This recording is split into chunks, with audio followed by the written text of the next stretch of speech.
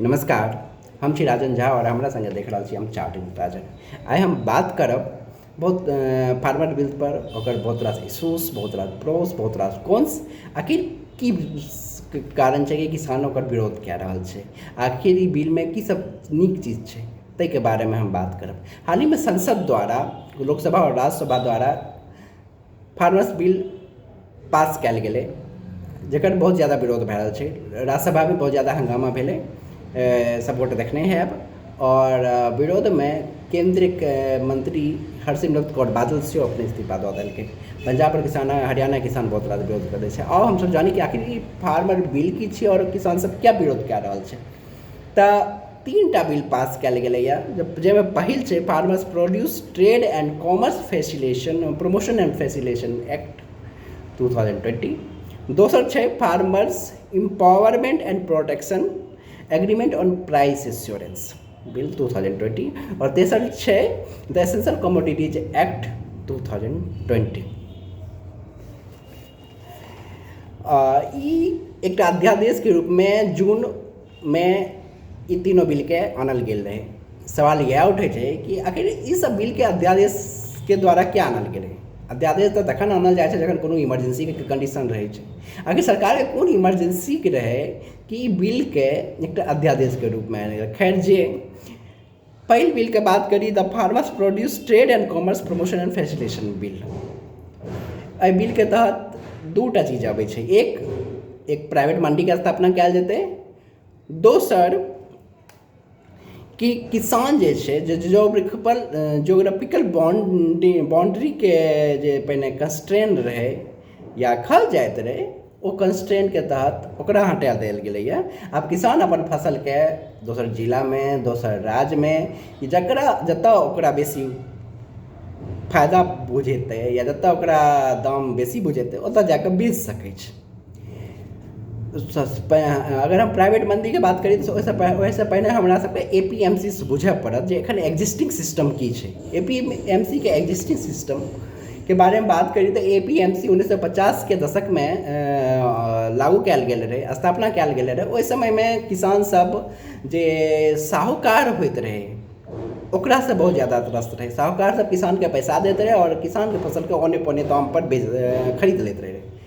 ओहिसँ बचाबै लेल सरकार APMC agriculture produce marketing committee के स्थापना केलकै, जाहिमे किसान जतऽ जाके किसान अपन फसल बेचैत रहे और किसान के साहूकार के चंगुल से मुक्ति भेटलै।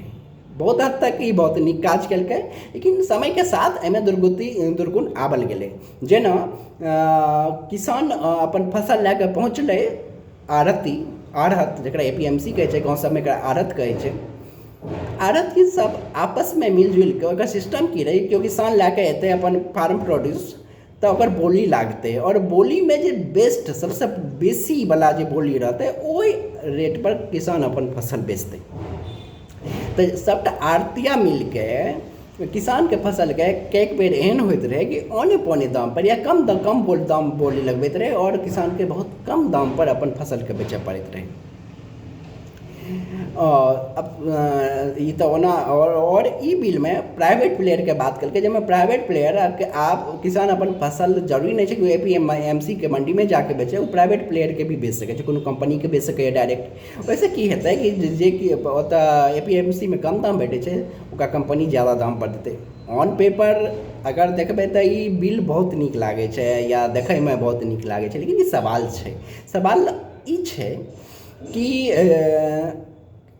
किसान के जे सवाल छै या किसान के जे कंप्लेन छै, ओकर अनुसार जे प्राइवेट प्लेयर हेतै किछु साल तक तऽ भऽ सकै कि 3, 4, 5 साल तक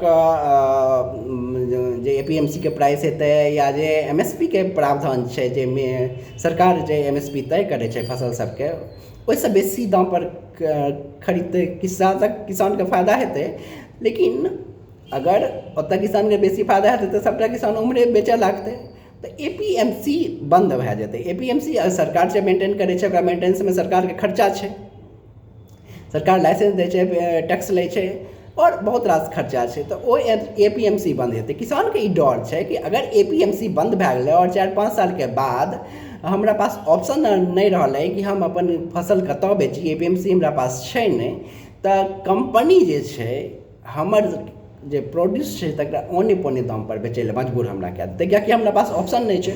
ऑब्वियसली अगर ई प्रैक्टिकली देखी ओना हम अमेजनके बात करब, जखन अमेजन शुरूमे आयल रहै तऽ किताबके जे रहै किताबके डिलीवरी फ्री करैत रहै, तकर बाद कहलकै जे 500 रुपैआके बिक्री हेतै तऽ ओहिपर फ्री डिलीवरी करतै, तकर बाद कहलकै जे प्राइम मेम्बर्स हेतै तकर डिलीवरी करतै, तकरा फ्री करतै, और तकर बाद प्राइम मेम्बर्समे जे 500 रुपैआके से ऊपरके रहतै तखने ओ फ्री डिलीवरी करतै। तऽ मार्केट ही अहिना काम करै छै, मार्केट आपके मोटिव होइ छै अपन प्रॉफिट देखनाइ।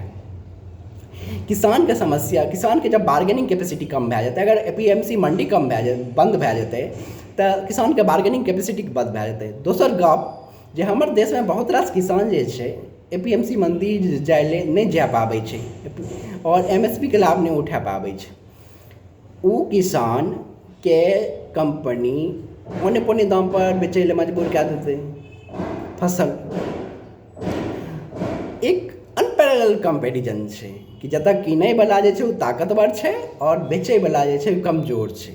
ओकर अलावा जे एपीएमसी के मंडी छै ओहिमे लाइसेंसमे आड़तिया काज करै छै, मजदूर जे होइ छै प्रोसेसिंग सामानके स्टोरेज आदि लेल मजदूर काज करै छै, अकाउंटिंग काज करै छै, पूरा एक इकोसिस्टम तैयार छै कि ओ काज करै छै। लेकिन जब ओ खत्म भए जेतै तऽ ओहिमे बहुत लोग जे लागल छै ओकर रोजी रोटीके खत्म हेतै। दोसर गप सरकारके ई दावा छै कि जे मिडिलमैन किसान और कंज्यूमरके बीचमे जे मिडिलमैन आबै छै ओ मिडिलमैन खत्म भए जेतै। सवाल ई छै अगर हम एकटा कंपनी छियै कोनो क्षेत्रमे जाइ छियै कोनो सामान खरीदै लए तऽ हम किसानके सम्पर्क नहीं करबै, किएकि हम तऽ किसानके जानिते नहीं छियै, हम तऽ वएह मिडिलमैन सबके सम्पर्क करबै। तऽ वएह मिडिलमैन जे सरकार लेल काज करै छै लाइसेंस लऽ के ओ हमरा लेल काज नहीं कऽ सकै छै, करतै तऽ मिडिलमैन कतहु नहीं जेतै, मिडिलमैन तऽ रहबे करतै। तऽ सरकारके जे ई कहब छै कि मिडिलमैन खत्म भए जेतै ओ गलत छै। तेसर पॉइंट आबै छै राज्यके तरफसँ भी। एपीएमसी मंडीके तहत जे भी खरीद बिक्री होइत रहै तऽ ओहिमे सरकार एकटा टैक्स लैत रहै, आड़तिया सब पर एकटा टैक्स लगाबैत रहै और सरकारके ओहिसँ राजस्व प्राप्त होइ रहै स्टेट गवर्नमेंट सबके। ओ राजस्वके जे स्रोत छै ओ सुखा जेतै। दोसर जे बिल छै farmers empowerment and protection agreement on price assurance, एहि बिलके हम बात करी तऽ ई एक तरहसँ कॉन्ट्रैक्ट फार्मिंग छै, जाहिमे मानि लिअ हमरा कोनो चिप्सके फैक्ट्री छै, हम एकटा कंपनी छी और अपना चिप्सके फैक्ट्री छै, हम फार्मरसँ आलूवला फार्म उपजाबैवला फार्मरसँ गेलियै, जखन ओ रोपै रही जखन आलू तखने हम कहलियै कि अहाँके मानि लिअ हम 2200 रुपैआ पर क्विंटल अहाँके देब हम आलू। किसान हमरा साथ कॉन्ट्रैक्ट कए लेलकै और किसानके हम देलियै 2200 रुपैआ देलियै तऽ किसानके फायदा भेलै। जखन कि एमएसपी ने 1900 रुपैआ छै या 2000 रुपैआ मानि लिअ हम ओकरा 2200 रुपैआ देलियै तऽ किसानके फायदा भेलै। मोटा मोटी ई चीज ठीक रहलै। लेकिन अगर किसानके पास ऑप्शन नहीं रहलै या कखनो कम दाम रहलै, मार्केटके कम दाम रहलै और जे प्राइवेट कंपनीसँ बहुत ज़्यादा